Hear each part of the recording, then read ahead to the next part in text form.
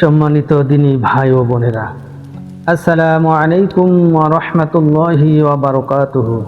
আজকে এমন একজন বুজুর্গানের দিনের ব্যাপারে আলোচনা করব, যিনি আল্লাহ তাআলার পক্ষ থেকে আল্লাহ তাআলার অনুগ্রহে এবং তার আল্লাহ তাআলার আনুগত্যের প্রতি বিশ্বাস রেখে খানা চেয়ে নিয়েছিলেন। চলুন তাহলে শুরু করি। হযরত ইব্রাহিম খাওয়াস রহমতুল্লাহি আলাই বলেন, আমি একবার জঙ্গল দিয়ে যাইতেছিলাম। পথিমধ্যে একজন খ্রিস্টান পাদ্রীর সহিত আমার সাক্ষাৎ হইল, যাহার কোমরে পয়তা, যেটাকে ফিতা অথবা সুতি ইত্যাদি, যাহা কাফেররা কুফুরির আলামত হিসেবে কোমরে বাঁধিয়া থাকে, তা বাধা ছিল। সে আমার সহিত থাকিবার ইচ্ছা প্রকাশ করিল। কাফের সাধুদের মুসলমান ফকিরদের খেদমতে থাকিবার প্রচলন পূর্ব হইতেই চালু রহিয়াছে। আমি তাহাকে সঙ্গে লইয়া লইলাম। 7 দিন পর্যন্ত আমরা চলিতে থাকিলাম। খাওয়া দাওয়া কিছুই করি নাই।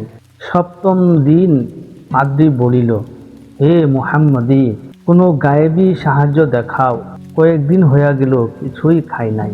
আমি আল্লাহ তাআলার নিকট দোয়া করিলাম, হে আল্লাহ, এই কাফিরের সম্মুখে আমাকে অপমান করিও না। আমি দেখিলাম তৎক্ষণাৎ একটি খাঞ্চা সম্মুখে রাখা হইল। উহার মধ্যে রুটি, ভুনা গোস্ত এবং তাজা খেজুর ও পানির লোটা রাখা ছিল। আমরা উভয়েই খাইলাম, পান করিলাম এবং এইভাবে 7 দিন পর্যন্ত চলিতে থাকিলাম।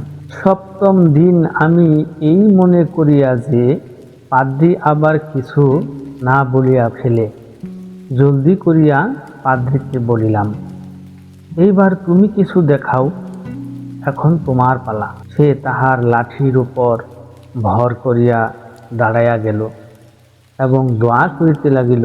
তৎক্ষণাৎ 2টি খাঞ্চা, যাহার মধ্যে প্রত্যেক বস্তু পূর্বের চাইতে দ্বিগুণ ছিল, সম্মুখে আসিয়া গেল। লজ্জায় আমার চেহারা ফ্যাকাশে হয়ে গেল, আর আমি আশ্চর্যান্বিত হইয়া গেলাম। মনের দুঃখে আমি খানা খাইতে অস্বীকার করিলাম। পাদ্রী খাওয়ার জন্য আমাকে পীড়াপিড়ি করিল, কিন্তু আমি অপারগতা প্রকাশ করিতে থাকিলাম। সে বলিল, তুমি খাও, আমি তোমাকে 2টি সুসংবাদ শুনাইব। প্রথমটি এই যে, আশহাদু আল্লা ইলাহা ইল্লাল্লাহু ওয়া আশহাদু আন্না মুহাম্মাদার রাসূলুল্লাহ সাল্লাল্লাহু আলাইহি ওয়াসাল্লাম, আমি মুসলমান হইয়া গিয়াছি। ইহা বলিয়া সে পয়তা ছিঁড়িয়া ফেলিয়া দিল।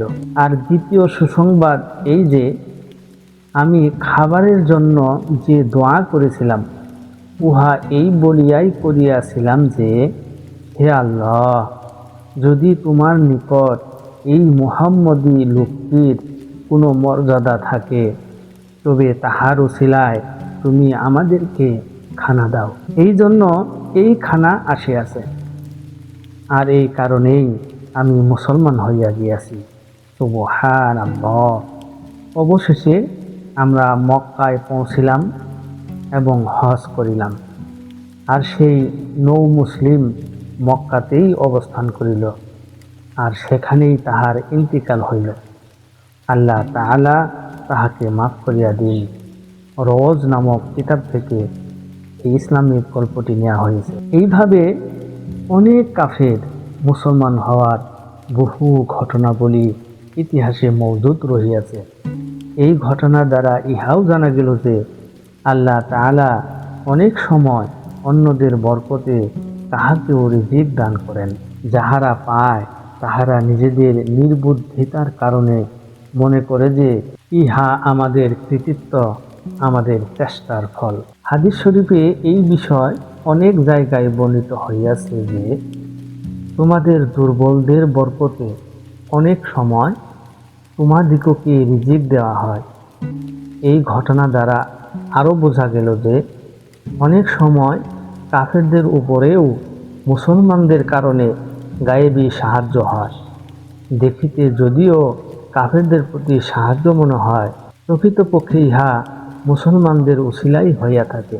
এই বিষয়ে বিখ্যাত সুফিগণের মধ্যে অন্যতম একজন ওলি হযরত জুন্নুন মিসরি রহমতুল্লাহ আলাই, তিনি বলেন, আমি একটি জঙ্গল দিয়ে যাইতেছিলাম, একজন যুবক ছেলেকে দেখিতে পাইলাম। তাহার মুখমণ্ডলে দাড়ি দুটি দেখা ছিল, অর্থাৎ সবেমাত্র দাড়ি উঠিতেছিল। আমাকে দেখিয়া তাহার শরীরে কম্পন আসিয়া গেল, চেহারা হলুদ বর্ণ হইয়া গেল এবং সে আমার নিকট হইতে পালাইতে লাগিল। আমি বলিলাম, আমি তো তোমার মতোই মানুষ, জিন নই, তবে কেন এত ভয় পাইতেছ এবং পলায়ন করিতেছ? সে বলিতে লাগিল, তোমাদের মতো মানুষদের হইতেই তো পলায়ন করিতেছি। আমি তাহার পিছনে পিছনে চলিলাম। তাহাকে কসম দিয়া বলিলাম, একটু দাঁড়াও। সে দাঁড়াইয়া গেল। আমি জিজ্ঞাসা করিলাম, তুমি এই নির্জন জঙ্গলে সম্পূর্ণ একা থাকো, তোমার অপর কোনো সাথী নাই, ইহাতে কি তোমার ভয় হয় না? সে বলিল, না, আমার সঙ্গে তো আমাকে সান্ত্বনা দানকারী রহিয়াছে। আমি মনে করিলাম তাহার কোনো সাথী হয়তো আছে, সে হয়তো কোথাও গিয়াছে। আমি বলিলাম, সে কোথায় গিয়াছে? বলিতে লাগিল, সে সব সময় আমার সাথে আছে, সে আমার ডানে বামে সামনে পিছনে সব দিকে রহিয়াছে। আমি জিজ্ঞাসা করিলাম, তোমার নিকট খাওয়া দাওয়ার কোনো সামগ্রীও তো নাই? সে বলিতে লাগিল, তাহাও আছে। আমি বলিলাম, কোথায়? সে বলিল, যিনি আমাকে আমার মায়ের পেটে রিজিক দিয়াছেন, তিনি আমার বড় হওয়ার পরেও রিজিকের জিম্মাদারি লইয়া রাখিয়াছেন। আমি বলিলাম, খাওয়া দাওয়ার জন্য কিছু তো চাই, কেননা উহা রাত্রে তাহাজ্জুদ নামাজে দাঁড়াইবার শক্তি পয়দা হয়, দিনে রোজা রাখিতে সাহায্য হয় এবং শরীরের শক্তি দ্বারা মাওলার খেদমত ইবাদতও উত্তরোত্তর হইতে পারে। এইভাবে আমি খাওয়া দাওয়ার প্রয়োজনীয়তার উপর অনেক জোর দিলাম। তখন সে কয়েকটি কবিতা পড়িয়া পলায়ন করিল। উহার অর্থ এই যে, আল্লাহর অলির জন্য কোনো ঘরের প্রয়োজন নাই, সে কখনো উহা সহ্য করে না যে তাহার কোনো সম্পত্তি থাকিবে। সে যখন জঙ্গল হইতে পাহাড়ের দিকে রওনা হয়, তখন ওই জঙ্গল তাহার বিচ্ছেদের কারণে ক্রন্দন করে, যেখানে সে প্রথমে ছিল। সে রাত্রে তাহাজ্জুদ পড়া ও দিনে রোজা রাখার ব্যাপারে অনেক বেশি ধৈর্যশীল হয়। সে তাহার নফসকে বোঝাইয়া দেয় যে যত বেশি পরিশ্রম ও কষ্ট করা সম্ভব করিয়া লও, কেননা রহমানের খেদমত করিতে লজ্জার কিছু নাই, বরং উহা বড় গৌরবের বিষয়। সে যখন আপন প্রতিপালকের সহিত কথাবার্তা বলে, তখন তাহার চক্ষু হইতে অশ্রু প্রবাহিত হয়, আর সে বলে, হে আল্লাহ, আমার দিল উড়িয়া যাইতেছে, তুমি উহার খবর লও।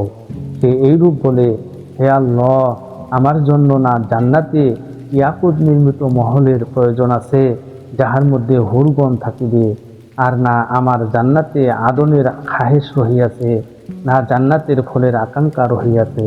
আমার সমস্ত আশা আকাঙ্ক্ষা একমাত্র তোমার দিদার। সুবহানাল্লাহ।